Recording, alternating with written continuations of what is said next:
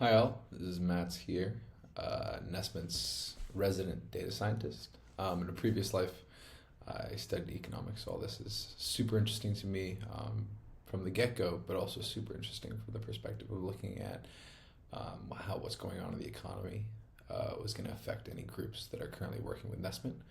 So the big news in macroeconomics this week was that inflation is cooling. It's actually going down year over year, and for the first time since 2021, the year over year inflation number is starting with a 2, which is pretty good news for everyone, that in terms of what we're feeling in our pockets going to the grocery store, kind of living day-to-day life, that we're hopefully entering a period of more normalcy.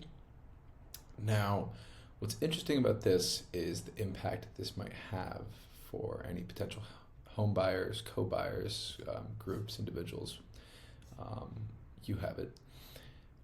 But looking at the implication on this inflation report on where interest rates are going to go. So the market is pricing in about a quarter to a half point reduction, depending on who you're asking, at the upcoming Fed meeting in September.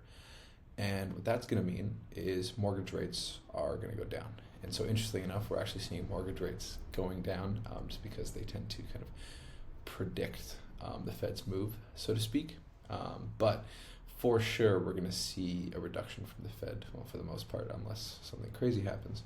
And what that's going to mean is that rates are going to go down, homes are going to become much more affordable. Now, that's really interesting because we're at this interesting kind of precipice in the market where people have been almost waiting for the past 2.5 years to pull the trigger on buying a house, have been willfully sitting out and consciously not participating in the market because rates have made home purchases so expensive.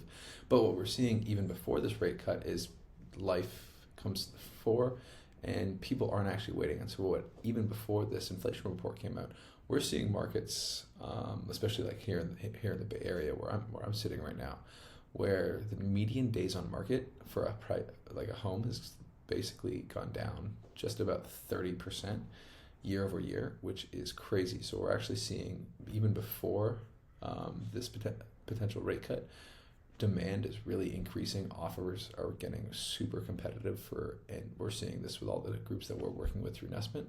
And so what this is going to mean is, yes, homes are going to become more affordable.